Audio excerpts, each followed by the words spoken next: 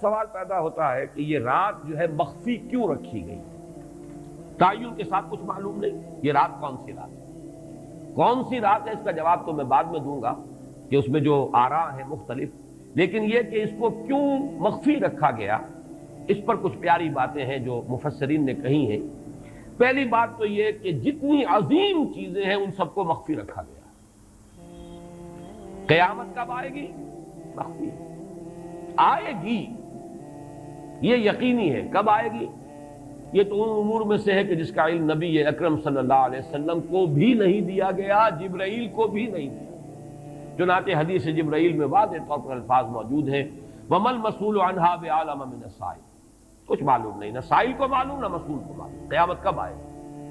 اب یہ عظیم حقیقت مخفی رکھا گیا اور اس کا خاص طور پر ذکر کیا گیا سورہ طٰہٰ میں، اکاد اخفیھا لتجزی کل نفس بما تسعی۔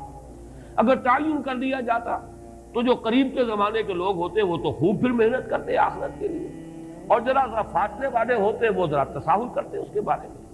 اس کو رکھا گیا ہے، تلوار لٹکی ہوئی ہے، کسی بھی وقت گر سکتی ہے یہ، جیسے گلوٹین کبھی اگر آپ نے دیکھا ہو جس طریقے سے کہ اس کا چھرا گرتا ہے، کسی بھی وقت گر سکتی ہے، لہذا ہر وقت چوکس رہو، چوکنے رہو، جیسے کہ صحابہ کرام کی شان معلوم ہوتی ہے بعض روایات سے کہ ذرا تیز ہوا چلتی تھی تو وہ سمجھتے تھے کہ قیامت آ گئی۔ اس درجے استحضار تھا اعصاب کے اوپر، اس کا اتنا اثر تھا کہ ذرا تیز جھکڑ چلا اور انہوں نے سمجھا قیامت آ گئی۔ تو اس طریقے سے قیامت کو مخفی رکھا گیا۔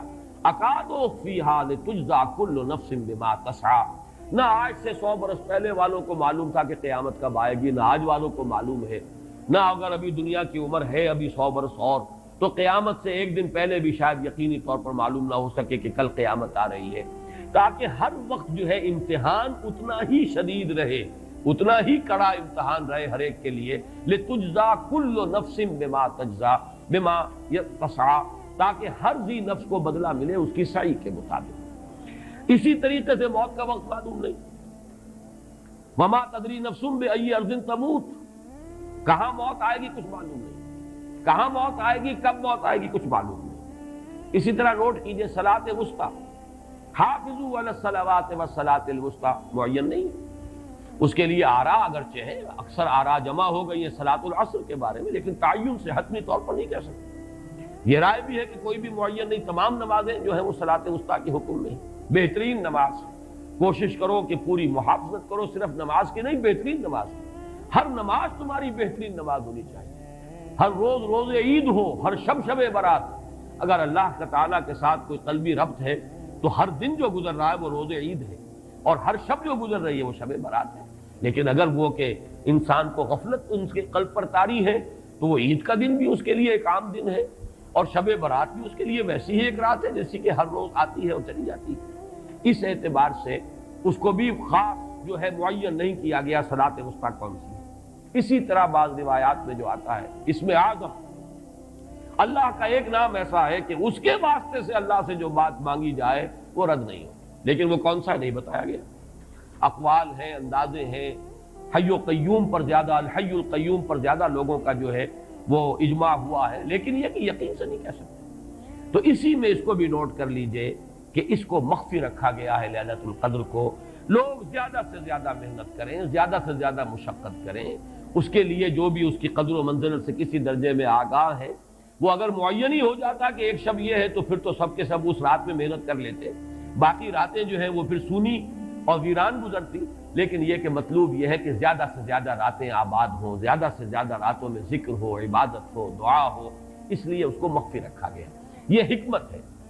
اس میں بھی ایک عجیب نکتہ ہے جو امام راضی رحمۃ اللہ علیہ نے بیان کیا ہے، اور حوالہ اگرچہ نہیں دیا اس حدیث کا، لیکن ایک روایت کے حوالے سے بات بیان کی ہے کہ اس کے ظاہر نہ کرنے میں بھی اللہ کی ایک شفقت اور رحمت ہے بندوں کے حق میں، اس لیے کہ اس کی قدر جتنی زیادہ ہے اتنی ہی اس کی ناقدری پر سزا ہوگی۔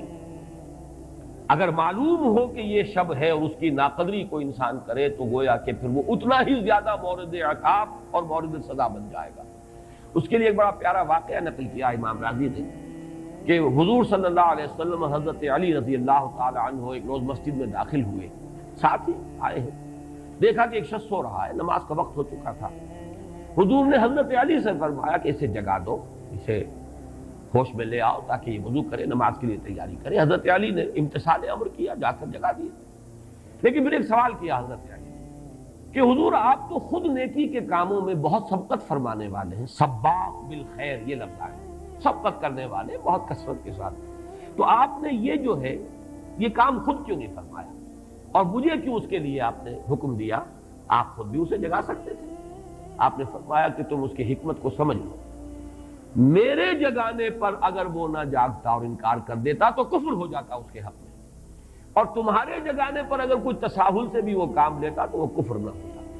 تو یہ ایک فرق ہے کہ اللہ تعالیٰ کی طرف سے ایک شفقت ہے کہ حضور صلی اللہ علیہ وسلم جگاتے اور کسی درجے میں وہ انکار کر دیتا۔ کبھی ایسا بھی ہوتا آدمی نیند میں ہے اور وہ کہتا جاؤ جاؤ مجھے آرام کرنے دو، تو اگر میرے ساتھ یہ معاملہ ہوتا تو وہ کفر کے درجے کو پہنچ جاتی بات، لیکن اگر تمہارے ساتھ یہ معاملہ ہو بھی جاتا تو اس درجے شدید نہ ہوتا۔ تو گویا کہ حضور نے اس شخص پر شفقت کے اعتبار سے یہ شکل اختیار کی کہ خود نہیں جگایا، بلکہ یہ کہ حضرت علی رضی اللہ تعالیٰ عنہ کو حکم دیا کہ اسے جگا دیں۔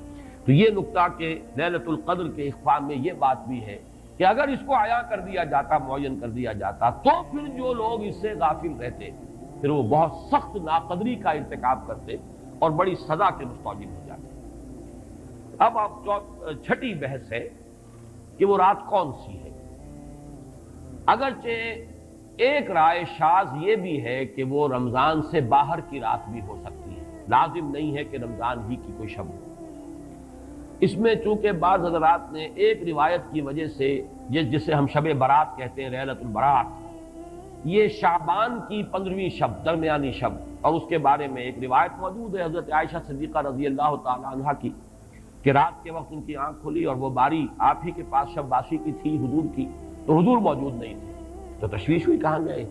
تو جب تلاش کی گئی تو معلوم ہوا کہ حضور جنت البقیع قبرستان میں پہنچے ہوئے ہیں اور وہاں آپ ان کے لیے جو بھی وہاں دفن ہیں ان کے لیے استغفار فرما رہے ہیں۔ جب پوچھا گیا معاملہ کیا، تو آپ نے فرمایا یہ بڑی عظیم رات ہے اور اس رات میں فوت ہونے والوں کا فیصلہ ہو جاتا ہے، پیدا ہونے والوں کا فیصلہ ہو جاتا ہے۔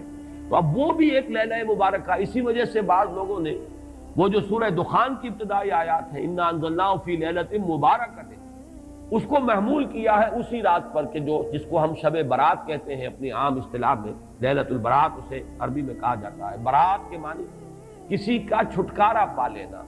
یہ شب برات جو ہے وہ برات شادی والی برات نہیں ہے، بلکہ یہ برات کا لفظ ہے عربی زبان کا، جو ہمارے ہاں وہ غلط العام میں برات شب برات بن گیا ہے۔ برات برات من اللہ ورسولہ، جو سورہ برات کا پہلا لفظ ہے کہ چھٹکارا پانا، کہ وہ رات بھی ایسی ہے کہ اس میں انسان استغفار کرے اور اللہ تعالیٰ سے اپنے گناہوں کی معافی مانگے تو اپنے آپ کو جہنم سے چھٹکارا دلا سکتا ہے، وہ شب برات ہے۔ اس اعتبار سے کچھ لوگوں نے گمان کیا کہ شاید لیلۃ القدر اور لیلہ مبارکہ اس حدیث کی روح سے وہی شب ہے، وہ ظاہر بات ہے کہ خارج از رمضان مبارک ہے، اور یہ کہ اس کے علاوہ بھی بعض آراء ہیں، لیکن یہ آراء جو ہے شاذ کے درجے میں،